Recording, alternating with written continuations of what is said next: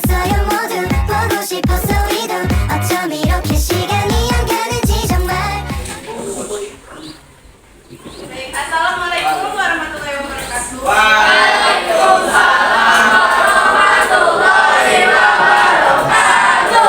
Good morning. How are you today? I'm fine. What are you? Siapa yang tidak hadir hari ini? Rizky. Irfan. Rizky. Kamu siapa? Kenapa dia?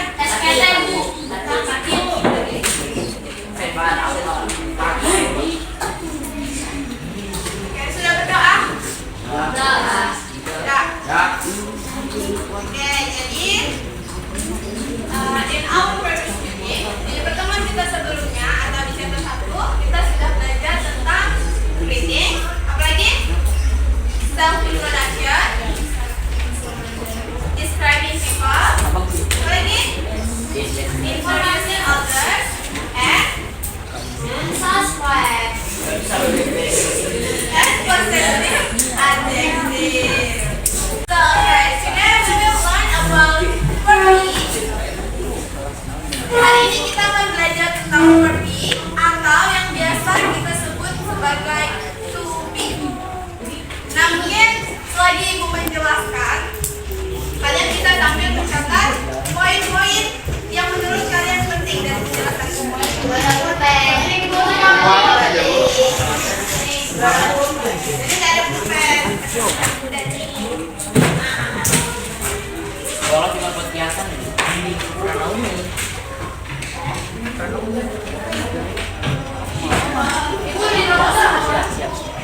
Oke.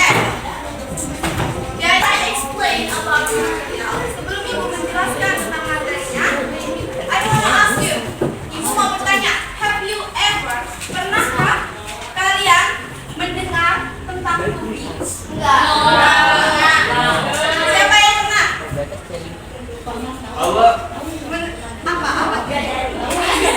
Oke, mungkin yang pernah dengar tapi belum tahu tubi itu apa sih, gitu kan? Oke, so what is to be? To be adalah verb yang digunakan untuk menyatakan keadaan, identitas atau sifat seseorang, sifat hewan, dan sifat benda. Jadi to be ini berfungsi untuk menghubungkan subjek dengan adjektif atau noun yang menjelaskan tentang subjek tersebut. Nah, dari layar ada kata subjek, ada kata adjektif, noun. Apa itu subjek? Jadi subjek ini adalah orang atau benda di dalam kalimat. Kemudian ada adjektif. Adjektif ini artinya adalah kata sifat. Terus yang ketiga ada noun. Noun ini artinya kata benda. Tahu kan benda itu apa? Kayak gimana contohnya? Meja. Buku, apa lagi? Meja. Pulpen. Kursi. Papan tulis, kursi, dan sebagainya. Nah, itu tadi kata benda. Kalau adjektif tadi kata sifat. Kata sifat ini adalah kata yang menjelaskan tentang benda tersebut. Misalnya ada kata benda kayu. Nah, kayu ini mungkin sifatnya dia keras, atau mungkin warnanya dia warna coklat. Jadi warna itu termasuk kata sifat. Paham sampai sini? Wow. Ada yang mau ditanya? Ada. Oke, kalau ada, Ibu yang bertanya. oh mau dicatat dulu. Oke.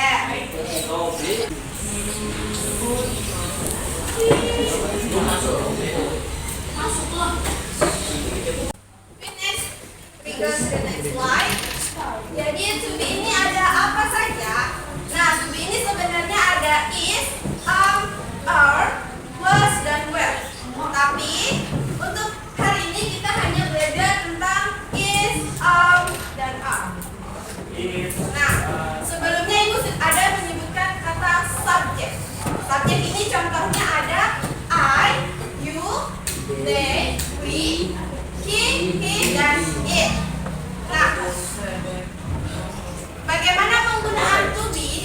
subjek tersebut.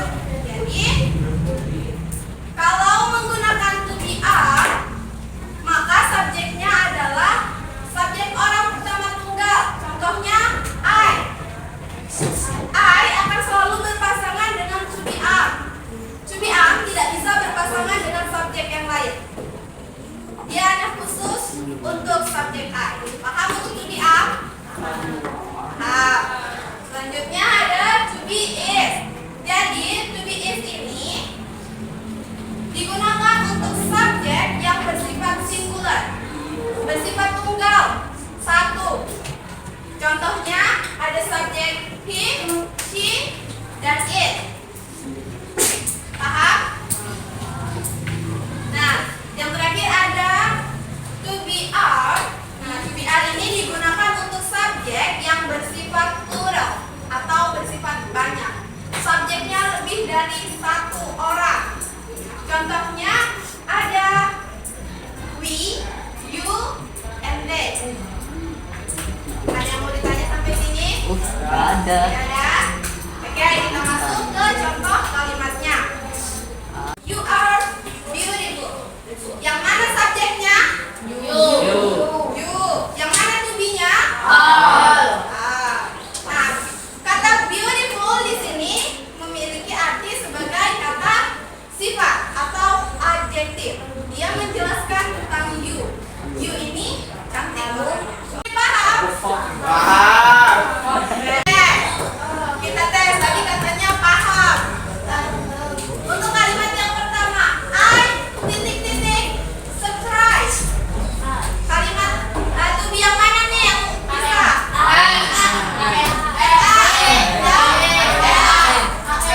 Kenapa jawab A? Karena Iya, I. karena ada subjek Subjek I. I. Oke, kita lanjut. Ada positif, negatif, and interrogatif. Bagaimana jika to be digunakan dalam kalimat positif, negatif, and interrogatif? Oke, misalnya kayak gini ya, ibu kasih rumusnya. Kalau misalnya dia kalimat positif, Kau pasti nggak ngerti. maka rumusnya yang pertama subjek dulu, subjek. Setelah itu To be. to be. Paham untuk yang positif? Kalau yang negatif, subjek dulu, baru itu to be-nya. To be. Jangan lupa kata not. Kalau yang negatif harus dikasih Not. not. Ingat ya, not. Paham untuk yang positif dan negatif? Paham Sarah?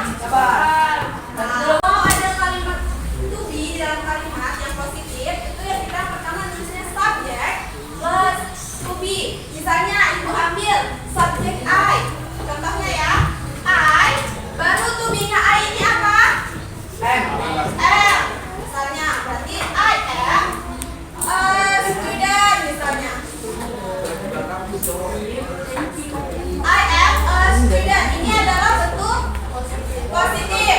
Kalau negatif berarti subjek plus to be ditambahin Not. Gimana jadinya kalimatnya? I am. I am. Oke, pintar. I am not a student. Student. Woi. Paham untuk kalimatnya? Selanjutnya ada kalimat interrogatif atau kalimat tanya. Kalau kalimat tanya, tadi kan kalian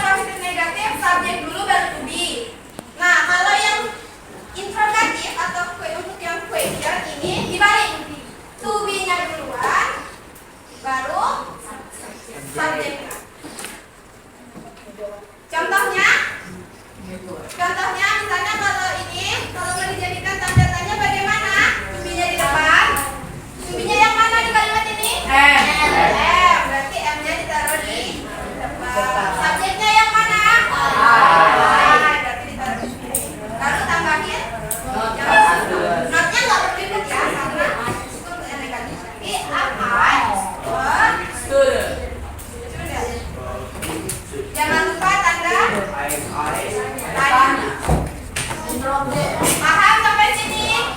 Paham. Ada yang mau ditanya untuk yang interrogatif? Kalau paham,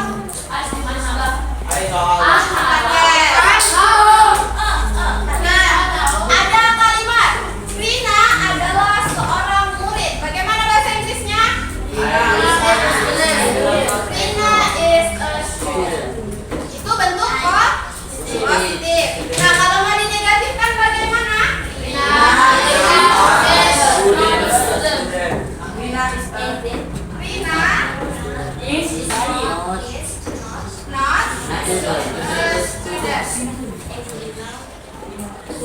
Kalau mau dijadikan interrogatif,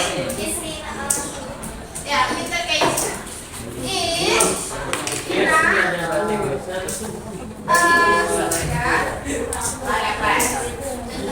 tanda tadi. Ngeri juga ini soalnya. Jadi kita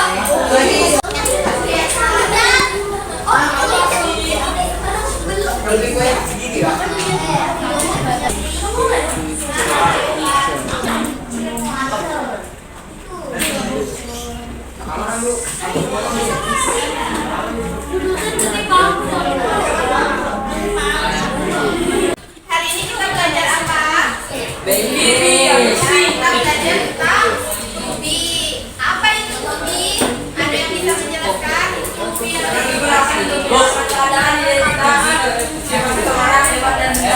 ya, ini adalah verb yang digunakan untuk menyatakan keadaan, identitas, sifat seseorang, sifat hewan, dan sifat benda. Fungsi to be untuk apa? Fungsinya Untuk menghubungkan subjek orang benda dengan adjektif yang dirasa tentang subjek tersebut. ya, jadi fungsinya to be ini menghubungkan antara subjek dengan adjektifnya atau nounnya. Tadi to be ada berapa? Ada is, am, sama are. To be am digunakan untuk subjek apa? To be am digunakan untuk subjek apa? I. To be is digunakan untuk ya, benar, si, dan it. Kalau to be are, we, you,